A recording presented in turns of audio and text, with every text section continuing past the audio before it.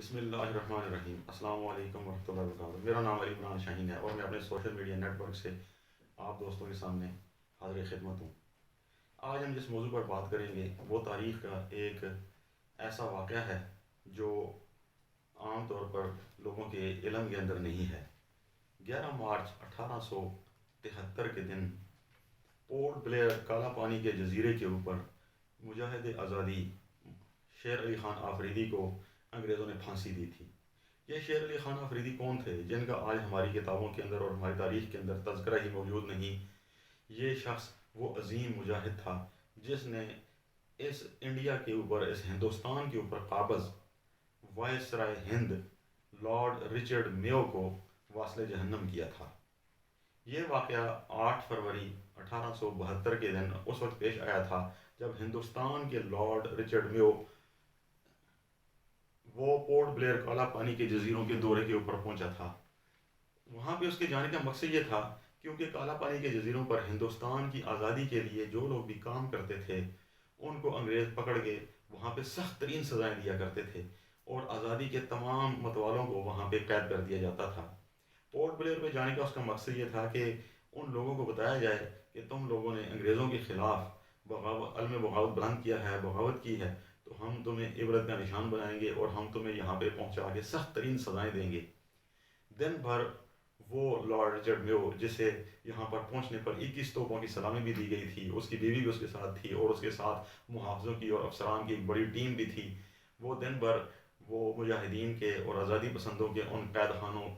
ان کال کوٹڑیوں کے سامنے بڑے متکبرانہ انداز میں چلتا رہا اور ان کو اپنا تفاخر اور اپنی طاقت اور اپنی قوت کا جو ہے وہ اظہار کر کے دکھاتا رہا۔ شام کے وقت وہ شخص پورٹ بلیئر کی ایک چوٹی کے اوپر ڈوبتے سورج کا نظارہ کرنے کے لیے پہنچا اور جب وہ نیچے اترا تو وہ شیر علی خان آفریدی جو اسی پاکستان کے علاقے ضلع خیبر کی وادی تیرہ کا رہنے والا تھا اور جس کو یہاں سے پکڑ کے جزائر انڈمان کالا پانی میں انگریز لے کر چلے گئے تھے، وہ وہاں پہ موجود تھا۔ اس نے ایک چھری حاصل کی اور وہ چھری سبزی کاٹنے والی چھری تھی اور اس چھری کے ساتھ اس نے اچانک اس لارڈ رچرڈ میو کے اوپر حملہ کیا جو پہاڑی سے نیچے اتر کے اب اپنے محافظوں کے ساتھ کشتی پر سوار ہونے کے لیے اور واپس جانے کے لیے تیاری کر رہا تھا۔ اس کے محافظوں کو چیر کے شیر علی خان آفریدی نے لارڈ رچرڈ میو کو جو 6 فٹ کا اونچا، لمبا اور موٹا تازہ جسم رکھنے والا شخص تھا اس پر حملہ کیا، نیچے گرایا اور سینے پر اس کے اسی چھری، سبزی کاٹنے والی چھری کے ساتھ وار کر کے اس کو وہیں پہ ڈھیر کر دیا۔ یہ شیر علی خان آفریدی جس کے بارے میں یہ کہتے ہیں کہ وہ انگریز کی پولیس کے اندر ملازم بھی تھا اور اس نے دوران ملازمت اپنے علاقے میں جب چھٹی پر وہ پہنچا تو اس نے ایک شخص کو، اپنے خاندان کے ایک شخص کو آپس کی دشمنی کے اندر قتل کر دیا تھا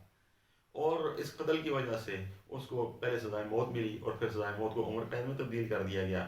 اور پھر اس کو پورٹ بلیئر کے اس کالا پانی کے جزیرے پر سزا دینے کے لیے بھیج دیا گیا۔ اور انگریز مورخین نے اور باقی محققین نے جو آزادی کی تحریک کے مخالف ہیں انہوں نے یہ بات ثابت کرنے کی کوشش کی کہ آزادی کی اس تحریک کے اندر شیر علی خان آفریدی نے جو لارڈ رچرڈ میو کا قتل کیا وہ اصل میں اس کی اپنی ذاتی مخاصمت تھی، وہ بھی آزادی کی تحریک نہیں تھی۔ حالانکہ یہ بات نہیں ہے۔ جو انگریز ہندوستان کی تحریک کو سب سے زیادہ لکھنے والا ہے، W ہنٹر جس کا نام ہے، اس نے اس واقعے کا یہ کہہ کے ذکر کرنے سے انکار کر دیا۔ اس نے کہا کہ یہ واقعہ ایسا ہے کہ جس کو میں اپنی تاریخ اور اپنی قلم کے اندر لکھنا ہی نہیں چاہتا۔ اور شیر علی خان آفریدی کے بارے میں وہاں کے موجود، وہاں پورٹ بلیئر پر کالا پانی پر موجود جو مجاہدین تھے اور جو قیدی تھے انہوں نے بعد میں اس کا سارا تذکرہ کیا۔ مولانا جعفر تھانیسری جو عینی شاہد تھے ساری باتوں کے، انہوں نے اپنی کتاب کے اندر لکھا کہ یہ بہت ہی عظیم الشان کارنامہ تھا اور شیر علی خان آفریدی نے یہ واقعہ اور یہ کارنامہ انجام دے کے ہم سب کا سر فخر سے بلند کیا۔ اسی طریقے سے مولانا غلام رسول مہر نے بھی اپنی کتاب کے اندر اس کا بڑی خوشی کے ساتھ اور بڑے تفاخر کے ساتھ ذکر کیا۔ اور جب شیر علی خان آفریدی نے یہ کام کر دیا تو انہوں نے اپنے سارے ساتھیوں سے سر عام علیہ اعلان یہ کہا کہ میں نے یہ کام اللہ کی خوشنودی کے ساتھ اور اللہ کے حکم کو سامنے رکھتے ہوئے اپنے دشمن کو قتل کر کے یہ انجام دیا۔ اس نے یہ نہیں کہا کہ یہ میرا کوئی ذاتی، کوئی میرا بغض کا معاملہ تھا، اور میں نے اپنے اس پچھلے کسی جرم کی وجہ سے یہ کیا ہے، کیونکہ یہ بعد میں تاریخ کو مسخ کیا گیا کہ مسلمانوں کے اوپر یہ داغ لگا دیا جائے کہ شیر علی خان افریدی نے جو لارڈ رچرڈ میو کو قتل کر کے ہندوستان کی پوری سلطنت کو ہلا کے رکھ دیا تھا اور تاج برطانیہ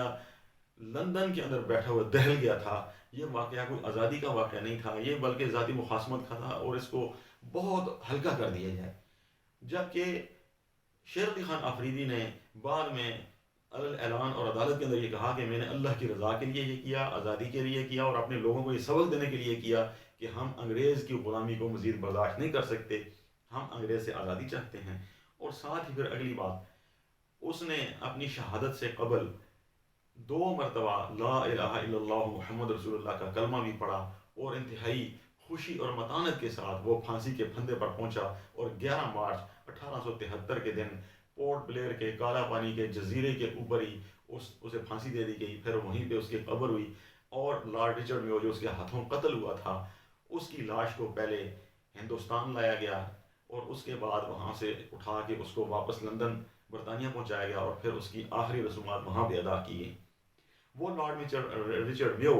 جو یہاں کا ایک فرنگی قابض ظالم تھا، وہ انگریز کے جنہوں نے ہندوستان پر لاکھوں مسلمانوں کو قتل کیا، توپوں کے ساتھ باندھ باندھ کے ان کے جسموں کے پرخچے اڑائے، اور انہوں نے مسلمانوں پر ایسے ایسے ظلم ڈھائے کہ تاریخ شرما جاتی ہے ان کا ذکر کرتے ہوئے۔ ایسے انگریزوں کو ان مسلمانوں نے، مجاہدین نے ایسی ایسی زخم پہنچائی کہ جس کے نتیجے میں پھر 1947 میں انگریز کی قوت کمزور ہوئی اور مسلمانوں کو اور ہندوستان کو آزادی ملی۔ لیکن افسوس کی بات یہ ہے کہ ان سارے آزادی کے متوالوں کا، ان لوگوں کا جنہوں نے اپنی جانوں کے نذرانے دے کے، جنہوں نے یوں قربانیاں دے کے ہمارے لیے آزادی کے راستے ہموار کیے، ان کا ہماری تاریخ کے اندر، ہماری کتابوں کے اندر کہیں ذکر ہی نہیں ہے۔ ہماری تاریخ میں اگر کسی کا ذکر ہوتا ہے تو وہ بھگت سنگھ کا ذکر ہوتا ہے، جس کا کوئی کارنامہ نہیں، جس نے اپنے آپ کو ایتھیسٹ کہا تھا، ملحد کہا تھا، خدا کے وجود کا منکر اس نے اپنے آپ کو کہا، اور بعد میں ثابت ہو گیا کہ جس مقدمے کی بنیاد پر اس کو پھانسی لگی تھی ایک انگریز کے قتل کی وجہ سے، جس کی وجہ سے اس کو ہیرو کا درجہ ملا تھا، وہ مقدمہ بھی جھوٹا تھا اور اس کو غلط طریقے سے پھانسی دی گئی۔ ایسے لوگوں کو ہیرو بنا کے پیش کیا جاتا ہے، اور وہ لوگ حقیقی جو ہمارے ہیرو ہیں، جو ہماری آزادی کے رہبر ہیں اور جنہوں نے ہم تک یہ آزادی پہنچائی، ان کا کہیں تذکرہ ہی نہیں ہوتا۔ آج کتنے افسوس کی بات ہے کہ اسی ہندوستان کے اندر اور پاکستان کے اندر وہ انگریز جو فرنگی تھے، وہ انگریز جو قابض تھے، وہ انگریز جو ظالم تھے، جنہوں نے مسلمانوں سے حکومت چھینی تھی اور انہوں نے مسلمانوں پر بے پناہ ظلم ڈھائے تھے، ان کے نام کے اوپر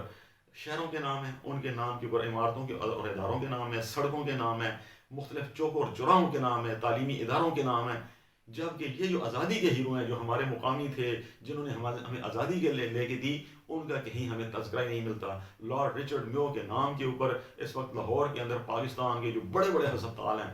ان میں سے ایک میو ہسپتال بھی بنا ہوا ہے۔ ہم آج کے دن ارباب اقتدار اختیار سے اس بات کا مطالبہ کرتے ہیں کہ اس میو ہسپتال کا جو ہماری غلامی کی ایک علامت ہے اور ہمارے پیسے سے بنا، اس انگریز فرنگی کے نام سے ہٹا کے شیر علی خان افریدی کے نام سے اس کو منسوب کیا جائے، اور دیگر جتنے ہمارے آزادی کے ہیروز ہیں ان کے نام کے اوپر تمام مقامات کے نام رکھے جائیں۔ قوم اس کے لیے ضرور آنکھیں کھولے، اور جتنے بھی ہمارے ارباب اقتدار اختیار ہیں وہ بھی اس سلسلے میں اپنا کردار ادا کریں، اور انگریزوں کی جو باقیات ہیں اس کو اپنے ملک سے ختم کریں، یہ غلامی کی جتنی نشانیاں ہیں ان کو مٹائیں، تاکہ ہم لوگ اپنے اصل ہیروز کو یاد بھی کریں اور اپنے ان ہیروز کے اوپر فخر کر کے اپنے لیے دنیا کے اندر عزت کا راستہ بھی تلاش کر سکیں۔ بہت بہت شکریہ۔